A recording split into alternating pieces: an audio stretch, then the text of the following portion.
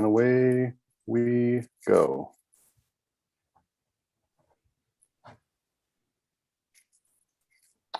All right, everybody.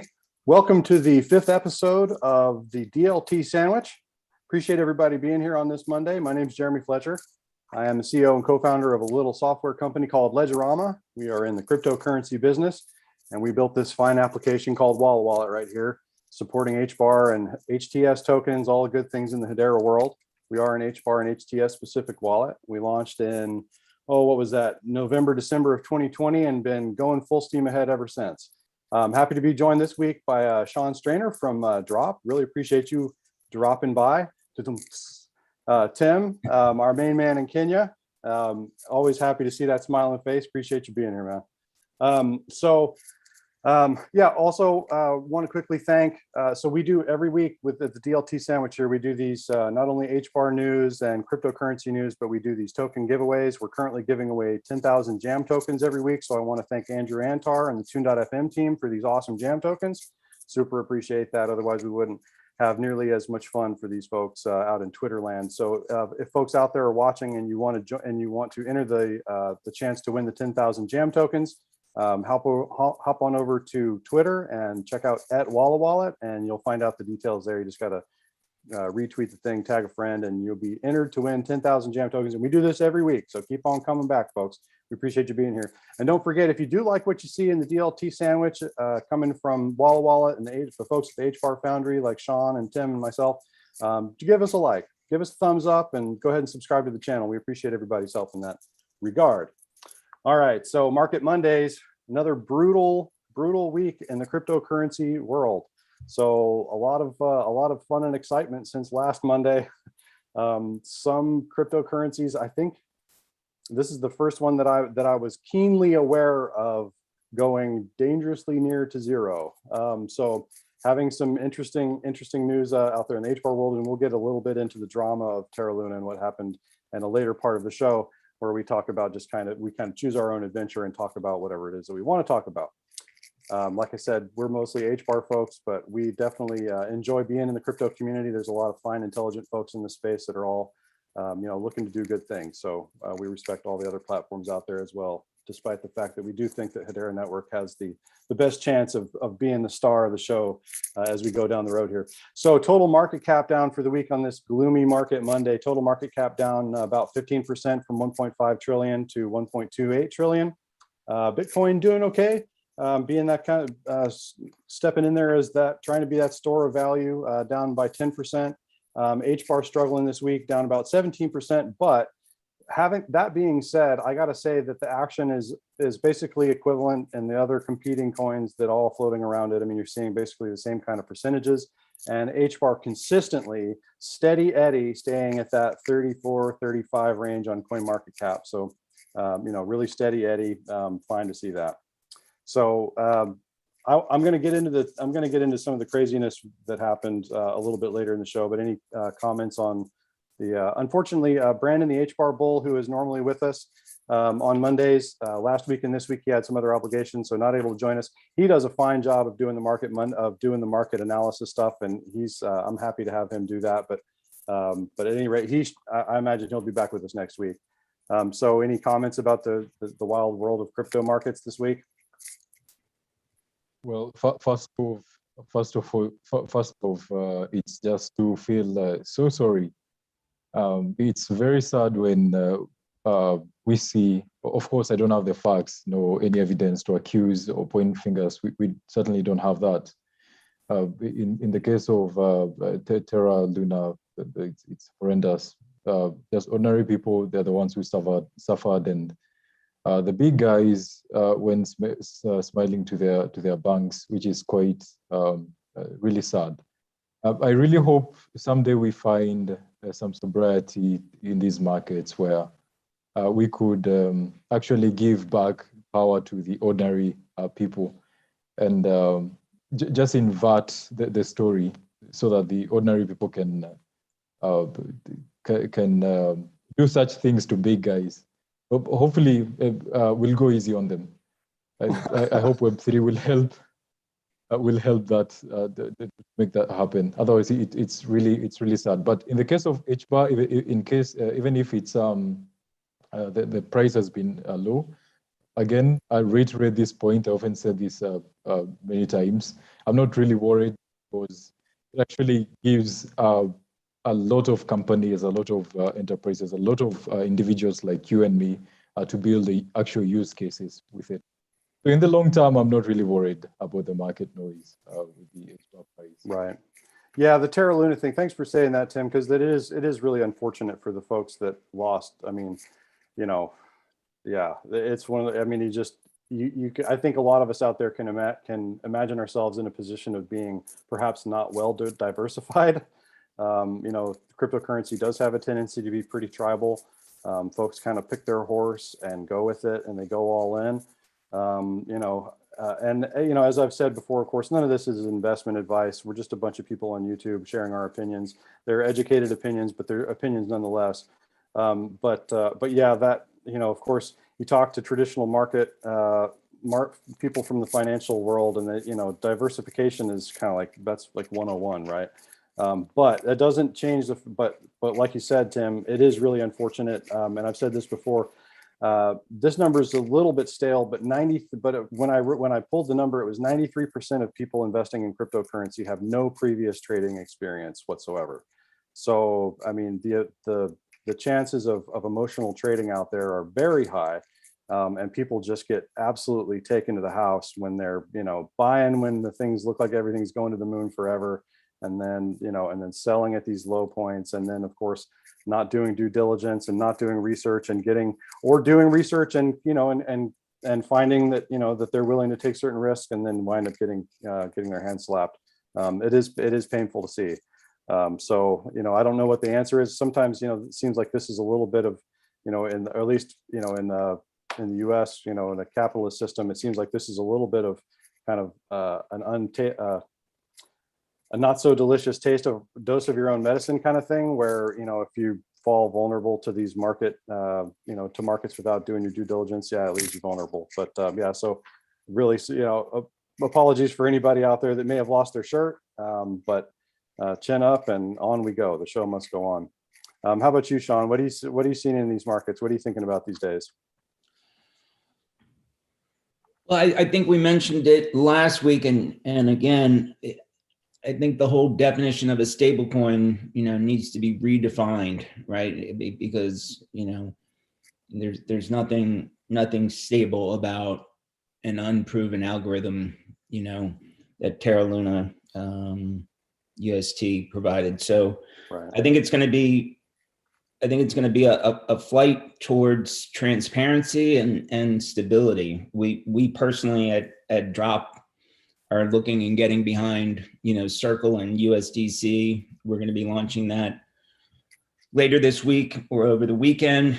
USDC support within Drop, and I think they're the most stable coin in the marketplace, and I think regulation is coming as well, right? I think this is just the final straw that's going to, you know, whether you're a Democrat or you're a Republican, I think there's going to be regulation on these stable coins in the very near future. Right. Yeah, I think that's probably, yeah, that's pretty clear. If there's not, it'll be a shock. I mean, we know there's the regulation, it's gonna come. I mean, it's not a matter of if, it's a matter of when. You know, Washington, you know, DC doesn't always move the fastest on things, but it's definitely going to happen. And yeah, the drama that we've seen, and just for folks out there, you know, again, we'll probably get into this a little bit more later in the show, but there is definitely a difference between stable coins. That all stable coins are not built the same, right? They're not all cut from the same cloth, so to speak. There are definitely some differences, and particularly the differences are how the stable coin is backed, what it's pegged to, what it's valued against. And in the case, as we saw with Terra Luna, they were playing kind of a risky game. As far as I understand, this is not the first time that this has happened in the crypto space. So it's a little bit irresponsible to proceed with practices that have been proven to be risky in the past. But that's the world that we live in, and people are going to experiment. And it's, you know, we're kind of in this full risk on marketplace where people are, see the amount of, some of it has to do with, they see the amount of inflation and worries like that. I mean, that's been that's been something that's driving crypto markets for quite a while, really since the beginning, arguably. And so as we move into that, people are going to take more and more risk, but that has it's risk. So there you have it. So, Ed, Tony, thanks for joining. Glad to see you. Appreciate you hopping in. Yeah, sure. No problem. Thanks for the invite. Yeah, no problem. So we went over Market Mondays, talked a little bit about the evisceration and some of the blood that's been on the floors out there. We're going to get into a little bit more of the of what happened later on in the third part of the show. But yeah, so Market Mondays, there it is. It's kind of a gloomy Monday, but the show must go on. We proceed, we march onward. So HBAR news. So this week, kind of the big thing in the HBAR news was talk about Atma.io from Avery Dennison, the governing council member of the Hedera Hashgraph Network. This is something that's been, we're not unfamiliar with Atma.io and product cloud in the Hedera space. It's something that's been talked about, I want to say 6 months to a year. We've been talking about this Atma.io and the cloud, but it seems like things are accelerating a little bit, or maybe a lot of it. So Mance tweeted billions. So one company, one use case, or one application, perhaps, and billions of transactions. And of course, he was referring to Avery Dennison's Atma.io product cloud. And so this is one of those that, in the Hedera community, we're waiting with bated breath to see these enterprise use cases come out and to see them really drive this TPS that we've all been kind of chomping at the bit. There's been some talk about win step function and all that kind of stuff. These are the kinds of use cases that can really push us kind of into the stratosphere here. So just a little bit about Atma.io. I hope I'm saying this right. It's either Atma or Atma. Sean, can you correct me? Sounds good. Atma. All right, I'm going with Atma then. All right, so Atma.io, connected product cloud. So third-party manufacturing environmental impact data. So, okay, third-party manufacturing environmental impact data is used alongside Atma's powerful artificial intelligence to deliver verifiable end-to-end visibility of the brand's emissions at an item level across the supply chain. So this particular article is focusing on efficiency and reducing waste in the supply chain, and also of course, with a focus on carbon and emissions. So the Atma real-time waste elimination tool, as I've mentioned above, as was mentioned above, uses artificial intelligence and machine learning to analyze and alert on anomalies and inefficiencies across the supply chain, including information about overdue movement of products at a pallet level. So really getting granular with the data there, or even isolated individual items within a warehouse that are close to perishing and might otherwise be lost. So according to UN estimates, a third of the world's food is either lost in the supply chain or wasted at the retail, food service, and household level, totaling to about 1.3 billion tons of food a year is wasted. And having worked so I worked at, I don't know if folks out there are familiar with Trader Joe's. I used to work at Trader Joe's when I was a young lad, bagging groceries and pushing grocery carts.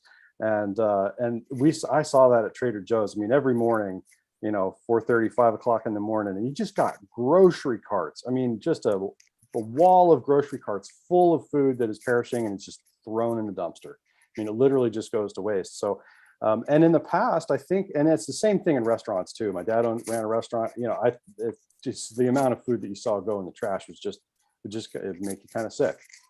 So these efficiencies, and I think in the past, there's just kind of been this despair, or it's just apathy almost at some level, because they just doesn't seem like there's any way to solve the problem, right? So any solutions like this that can really bring that product knowledge to the forefront and increase efficiencies. I mean, that's what DLT is all about, increasing efficiencies in all kinds of spaces, whether they're financial markets or supply chains or medical or anything else.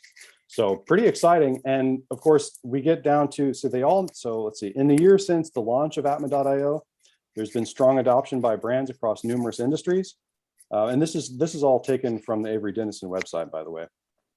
They're looking at apparel, food, beauty, retail, pharmaceuticals. I mean, you can pretty much anything, any product, that all need end-to-end supply chain traceability, carbon accounting, carbon reduction capabilities. And of course, companies are looking to attain their net zero carbon goals and give consumers the product transparency they demand. I mean, really, to me, the main thing is just like to have this real-time waste elimination tool.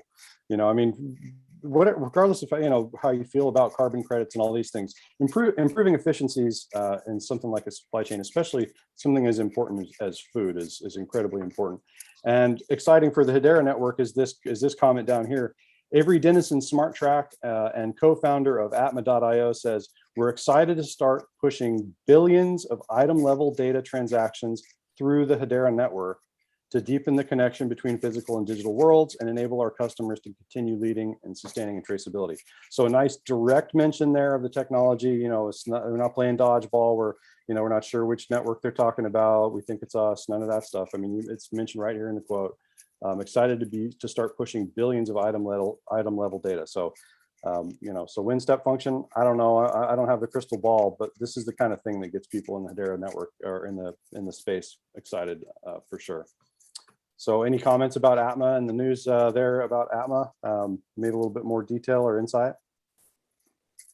Yeah, I had an on-site visit with Atma on a project I'm working on, an agricultural product, and it's very slick, and it will add a degree of traceability that will work for us. We're a small project now. Those efficiencies that are gained through supply chain transparency and tracking their carbon and everything are going to be of more value to larger scale enterprises. We couldn't exactly find an ROI at our kind of proof of concept level for the Atma infrastructure, but it was really awesome, and the people from Atma were super awesome. And we do have a proposal from them, and we plan to use their connected cloud architecture in the future to provide traceability from seed to sale in the cannabis marketplace. And it will add tremendous value to the feedback mechanism that will become available when consumers, medical patients, can track the effects of the cannabis back to the actual attributes that were required to it back at the level of the cultivator. Wow. And right now, that communications network, that ability to track that back and to provide feedback to the supply chain doesn't exist. So we expect that solution will offer a lot of value to the marketplace. So Tony, if you don't mind, for the folks out there that may not be familiar with you and a little bit about your background, could you just do a real quick intro and anything you can say about what you're working on? Happy to hear it. Sure. Well, I've been an SEO by trade for the last 10 years or so, but I'm kind of an entrepreneurial spirit. I worked on the first startup with my dad. It was my dad's company back in '94. It was an internet-related startup, and then kind of always was working on projects to implement technology in a way that benefited society rather than companies and venture capitalists and their lawyers. So I've always kind of been working on projects related to local economy. I'm kind of a bit of a hobbyist economist, and finding ways to stimulate local economy, expand liquidity. And when Bitcoin was just kind of starting up, I was working on a project to reward people in their local community with, I consider this like an analog token, a rewards token. It's just like a universal coupon that people could volunteer, clean up the parks, paint park benches, and then go redeem those for goods and services. And that kind of showed me how much traction that got and how much enthusiasm and support there was for that project. Made me realize that there's a real thirst for liquidity and kind of like positive incentives in local markets.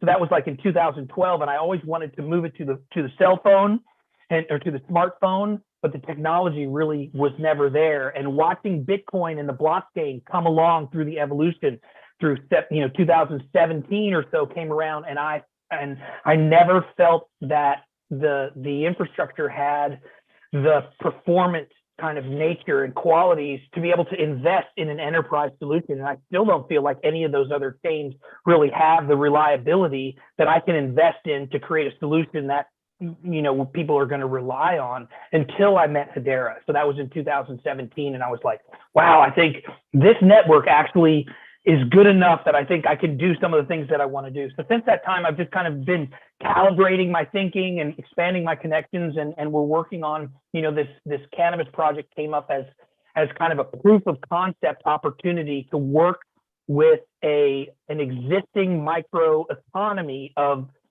buyers and sellers of wholesale cannabis. They do about $40 million a year, to provide Web3 solutions and to take the cash flow that's running through this micro market and capitalize the development of the software necessary to kind of implement a Web3 marketplace that we can use in this agricultural marketplace, but then take the primitives of those and go back to kind of my original kind of passion, which is stimulating local economies, enabling, communities with tools that give them privacy and the ability to contract privately with their neighbors in a market. So that's where we're going with that. Awesome. Yeah. So I love the local economies play. That's definitely something that's near and dear to our hearts. I'm over here in the city of Savannah, Georgia. It's a small big city. About 150,000 people in Savannah, the city, about 350, 400,000 in the Savannah metro area, but it still feels like a small town. And there's a lot of poverty here. But Savannah is really cool because it's got a really vibrant community. We do struggle with poverty and crime, but there's a vibrant community, and there's a lot of really small merchants, right? There's a lot of this kind of small batch niche industry, people that are really, there's film industry is starting to come in. So there's, and we have the College of Art and Design here, Savannah College of Art and Design. So there's so there's money that's starting to come in and kind of help build out. But the amount of local merchants, small businesses there are here is encouraging, and it's something that we want to continue to support here big time. That's important to us. Yep. One of the things, the kind of like magic formulas that crypto and decentralized technology bring to local markets is the ability for them to create their own liquidity through like mutual credit schemes. And so, they're all struggling, especially right now, to, wisely invest their limited cash. So if we can create liquidity in a non-cash environment that allows them to trade goods and services while saving their cash for more kind of like critical issues in the traditional financial rails, then it just increases productivity. In fact, the velocity of the fiat will actually increase if you expand liquidity with a non-fiat kind of like non-dollar liquidity scheme like mutual credit platforms or barter and trade. It actually increases the velocity of traditional rails as well. So interesting. It's kind of a win-win angle. Right. Yeah, I hadn't thought of that or done an exploration on the effect that would have. I would have assumed the opposite, that it would have reduced the velocity of fiat. But you're saying it's actually the opposite. It sure does. It sure does. And there's study after study of before crypto where these trading schemes have been in place for decades around the world, alternative currencies and complementary currency mechanisms, and they have a really net positive effect cascade across the whole market. Right. Yeah. And kind of decentralizing the markets. I love the, these liquidity, build your own liquidity pool, right? I mean, these small companies are providing value, right? And so why not tokenize that value and use it to your own advantage? Just like, just like a network of banks would do. I mean, they take the capital, the assets that they have at their disposal, and they utilize those, no reason that small business folks, and it's might be kind of a big lift, right? For some of these small merchants to become their own economists. There's definitely some education I think that's needed in the space. Education is going to be huge for cryptocurrency for years to come, but there's a lot of good stuff that can come out of it. No doubt. And great to hear that you're looking at Atma. Good news there. I found them. We initially saw the Suku solution. Mm-hmm. And on their product journey, and because they were a new company and they were going in a specific direction, they didn't really have the flexibility to do a custom solution for us. Mm-hmm. And so when I dug a little bit deeper, I found similar opportunity to work with Atma or with Avery Dennison, which has so much infrastructure that they're leveraging. And it's inexpensive. It's not expensive. So small projects can take advantage of the Atma.io platform. Good to know. Yeah. And of course, I mean, Avery Dennison being behind it. I mean, we're looking at already in their Rolodex, we have 6 top apparel brands and 4 top restaurant brands already using Atma.io. This TPS possibly leading to millions.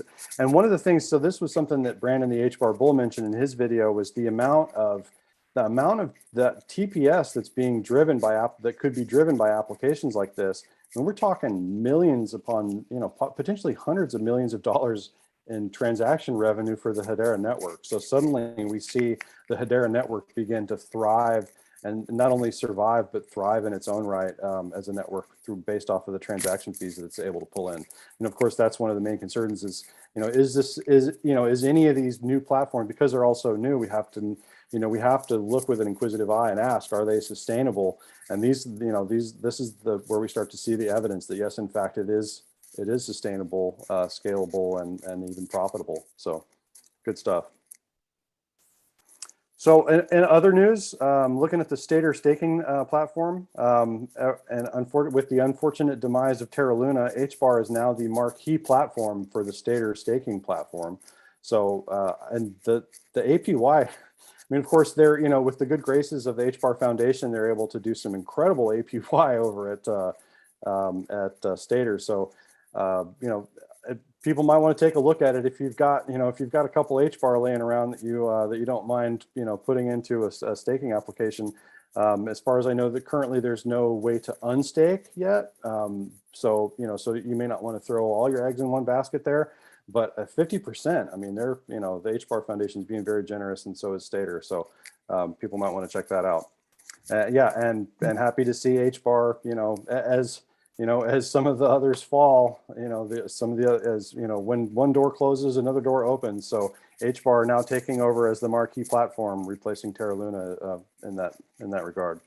And then other stuff, we got HBAR Suite. So coming out of the same team that brought us HBAR, the meme coin, HBAR Suite smart node technology is moving forward, and looks like they are building out essentially something that we've been talking about for quite a while at the HBAR Foundry, this AppNet framework, and something that we were in process about a year ago. Ran into some resource issues back at the time, but we were building out an AppNet framework. So happy to see HBAR Suite and the folks over there taking the AppNet technology and the AppNet framework to the next level, providing liquidity pools. They're looking to provide a decentralized exchange, token swap. There's some cool bug bounties coming up that I heard about. So you can dig into the smart node technology and report any bugs that you find.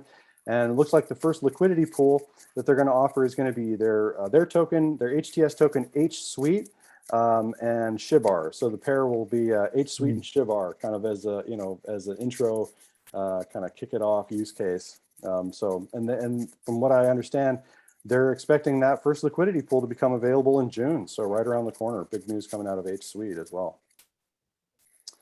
All right. So if there's any comments out there about Stater or H Suite, happy to hear it. Otherwise, we'll move on into your choose your own adventure. So of course, everybody talking about this choose your own adventure topics. We just kind of in my old meetups, I would just we'd sit around and when we were actually meeting in person, we'd sit around and talk about all kinds of stuff. So we like to leave it open. This week, we're going to jump into, of course, the drama that's going around Terra Luna and what actually happened. We were talking about it a little bit ago. Hard to get away from it in the Market Monday news there. But yeah, so it all started, and this is coming out of CNET. So it all started on Saturday, May 7th. So you've got Terra Luna and you have UST, right? So you've got a stable coin, air quotes, stable coin, and you've got Terra Luna, the cryptocurrency, that are both part of the same platform. Basically, the way it works with UST is if you want UST, you burn Terra Luna, right? So you burn Terra Luna and you get UST, but you can always, the idea of it being stable is that you could always take that UST and exchange it for $1 worth of Terra Luna, whatever that was. So if Terra Luna at the time was worth $85 per token, so you could exchange that one and get and get 85 UST, vice versa. You could swap them back and forth. And they had a staking mechanism with UST giving, I think looked like it was almost 20% on staking of UST. So you stake the UST, and of course when you're burning, the Terra Luna, to make UST, you're reducing the supply of Luna, which of course is supposed to support the price. They had all these kind of fancy mechanisms.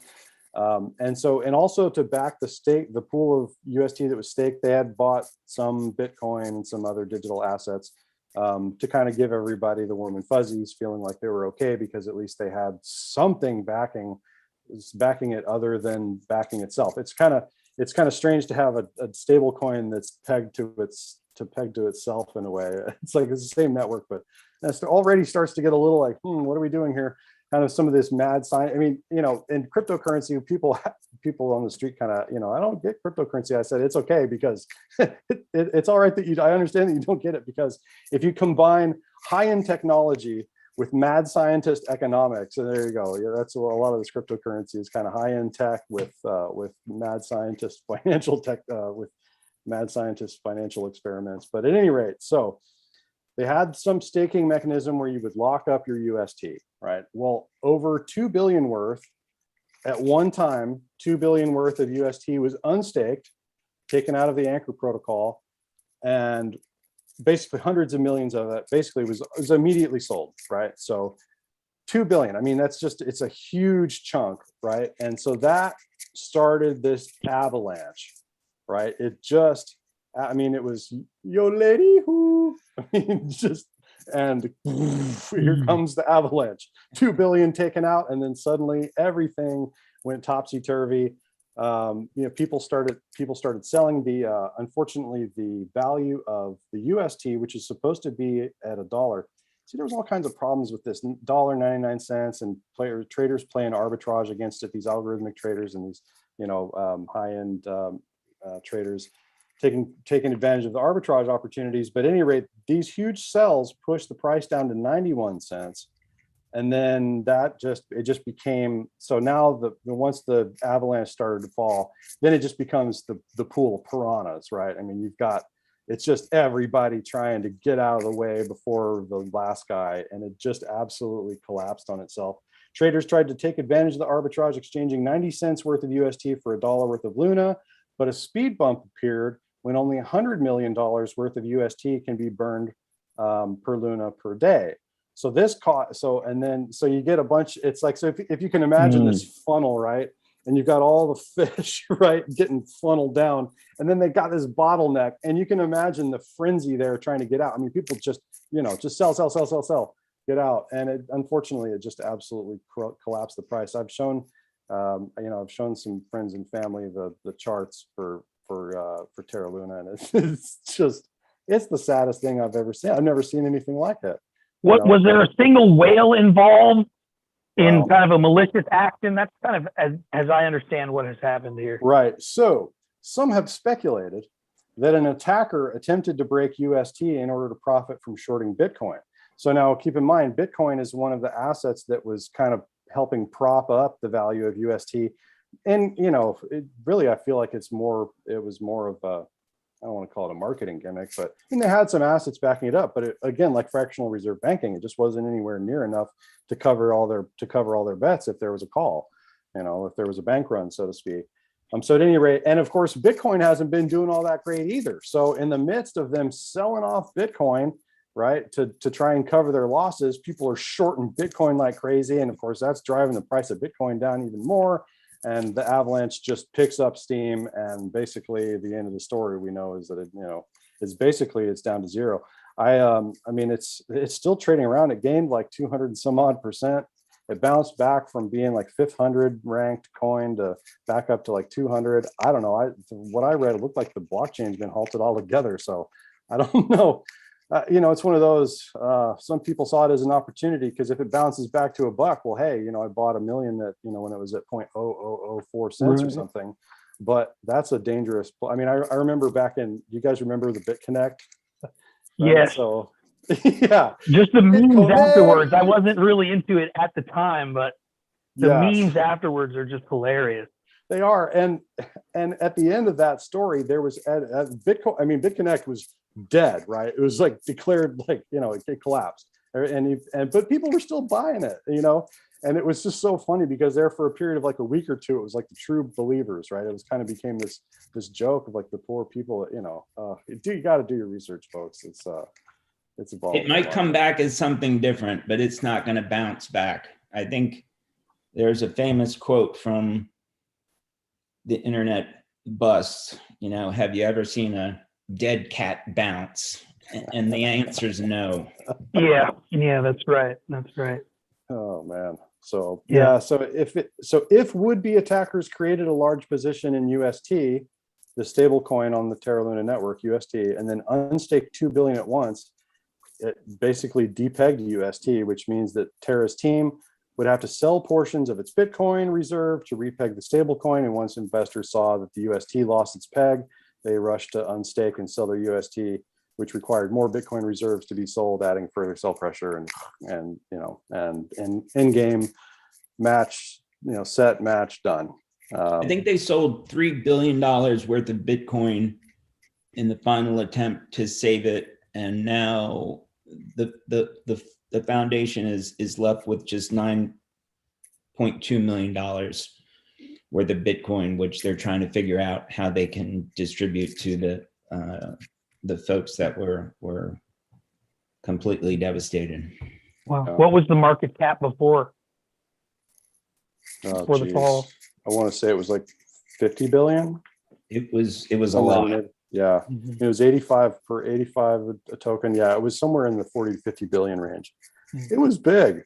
I mean, I remember looking at Terra going, oh man, because as an HBAR guy, it's like all the, you see Solana and you see these little bottle rockets, zipping past you while you're chugging along with your HBAR holdings. And Terra was one of those like, oh, what is Terra doing? Oh my goodness. And then it just became a behemoth. Up there in top 10. It was stomping around in top 10 land and then just got absolutely eviscerated. So, a little bit of gloom for folks that, to me, it's a little gloomy just because I hate for people outside of the crypto space that have been kind of, maybe toes in the water or want to learn and, or maybe even bought a little bit of Terra and, had, a couple $100 worth. I know a lot of people that do that, $500, paycheck Charlie, looking for a 10 banger over the weekend. And, and then that just gone, into somebody else's pocket. So like Tim said in the beginning of the show, painful to watch, and our hearts do go out for anybody that lost their shirts in that. Really important. Well, it's the valuable lesson here, I think, is you need to judge your crypto investments the same way you would invest in a business. Yeah. Like, don't go on speculation and hype. Like, does it have contracts? Does it solve real world problems? Those utility aspects, if they're not present in the project, you're going to get rug pulled. It might make a few gazillionaires, okay, on the speculation side of it, but in terms of sustainability, it's just not going to be there. And this bloodbath that you were talking about in the first part of the call is going to, result in a huge stakeout of all the forks and all the, wannabe, projects that have hyped up but really don't have a solution. They're toast. And people who methodically and patiently invested their technology and networks with, like Hedera, are going to see enterprise adoption, tons of transactions, the value is going to go up, and those will turn out to be really smart investments. So if anybody's just dabbling in crypto, invest like a business, make sure they've got a good management team, they're solving problems in the world, relieving pain, whatever that is. If they're not, then maybe it's not right. Only spend your disposable. Oh yeah. Right. Well, as I mentioned earlier in the call, and have mentioned it before, somewhere in the 90% range of crypto investors have no previous trading experience whatsoever. That's a dangerous number for a lot of, especially as it becomes as more sophisticated investors and companies come in. It's just, the bloody shark water, totally. My goodness. And, and people trading around these tokens like they're Pogs. I don't know, you guys remember Pogs? Back in the 90s, these little cardboard tokens. They were little cardboard tokens. Yeah. They had all kinds of different brands. Bad Boy Surf Club and stuff on these, and kids trading these things around like crazy. Pogs were hot. And, and that's crypto's kind of traded around like those things, but Pogs went away. Some things don't last. At any rate, but not that crypto is going to be the Pogs, but there's certain cryptos that are, obviously not destined to last. Looks like Tim may be having a little bit of audio issues there. Nope. No. But Sean, you want any news about Drop you care to share with the folks watching DLT Sandwich? What have you got for us on the drop.cc end? Sure. Yeah, we have some big news coming with our next release. Sorry if there's background noise. I have a big storm coming through. I can't hear anything. You sound fine. So we have a new release coming at the end of this week, this weekend at the latest, and that will include a free $5 credit, courtesy of the HBAR Foundation. It will also include support for USDC. Thank God, not support for Luna.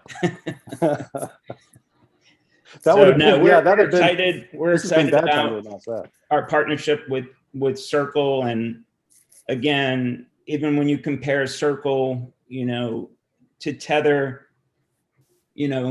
Tether has a lot of assets, undisclosed assets, that people don't know what's inside of it. People don't know how liquid it is. People don't know the quality of it.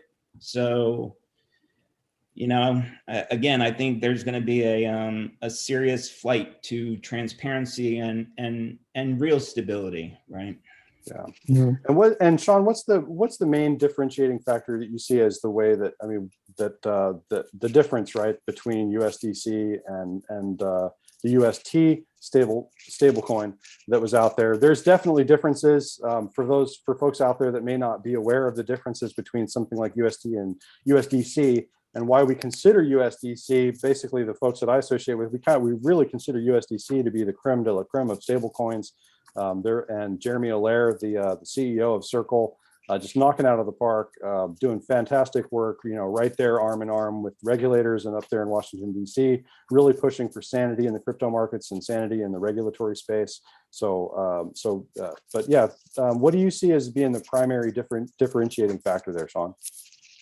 Well, I think that transparency and one-to-one asset backing to U.S.-based liquid assets is number one, and then I think they've had the foresight to see regulation coming. I believe they have a banking license all spun up. If they haven't turned it on, I think they're prepared to do so. And so, yeah, just transparency and knowing what you're investing in. Right. There's nothing more important. Right. And they're also doing some really good social good. They're doing some awesome social good stuff where they're taking small community banks and improving their liquidity. So they're really reaching out to these small community banks and doing quite a bit for them and helping them kind of bridge into the world of modern finance and cryptocurrency, digital ledger technology, all that good stuff. So yeah, so not only are they taking a sound regulatory approach, financials, they're also doing some social good. So big thumbs up for Circle and the USDC coin. So Sean, you mentioned this. You mentioned a little bit of. You mentioned a $5 gift basically from Drop.cc. Could you say a little bit more about what that is and what that's for, and how people can get more information or find out more about it? Yes, so we'll be putting out different releases and notices. Maybe the foundation will as well. But anyone who downloads Drop after this next release, it will come preloaded, with a $5 credit, right? And our initial merchants, we're always looking for merchants. If you hear this and you want to get involved, just drop me a note. But what we're finding with Drop is it's particularly attractive right now for the creator economy merchants, and so Chill Filter, Anero World, Subscribestar, of course, Dragon Glass takes Drop as well. But you'll be introduced to to the new world of micropayments. That's right. Yeah. So people hear that and they might think, $5. But when you're looking at the world of micropayments, $5 is an ocean of product and services. I mean, that's the beauty of the microtransactions. I know within our.world, $5 is going to get you. It's going to get you quite an experience when the page turns, the author earns, so to speak. Glenn's often with us. He's not with us this week from Inara.world, but yeah. So those microtransactions, and like we do we're going to announce our jam winner for the day here in a minute.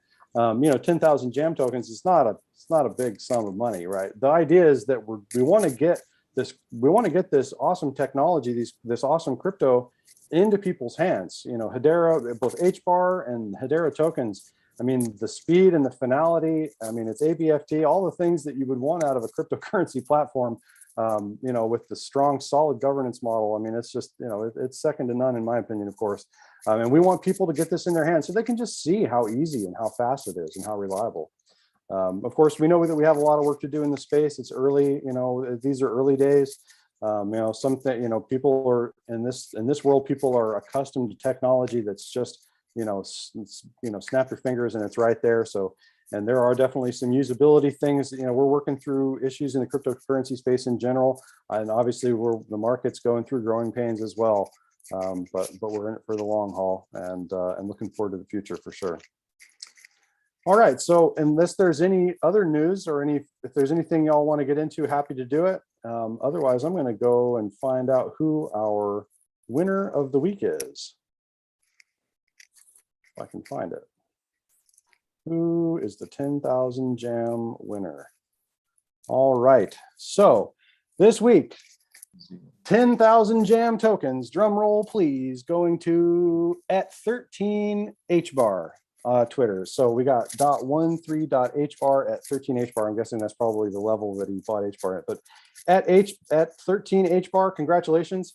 You are our 10,000 Jam token winner for this week, and we will be doing it again next week. So I'll, at the 13HBAR, I'll be reaching out to you over Twitter. And by the way, folks, if you just keep in mind, if you happen to be watching the live stream and you let us know that you were there, maybe drop us a line in the chat. I didn't even check the live stream chat. I should probably do that. See if there's any questions that popped out there. I need a little bit of help managing this deal. But at any rate, if there are questions out there, oh goodness, here we go. 13HBAR, he's an NFT guy. I'm looking at his Twitter feed. Cool. I'll follow him. There you go. Yeah, we've been following our winners too. Yeah, I've got some awesome supporters out there. Love seeing all the support out there for Wallawallet and HBAR and the Hedera ecosystem.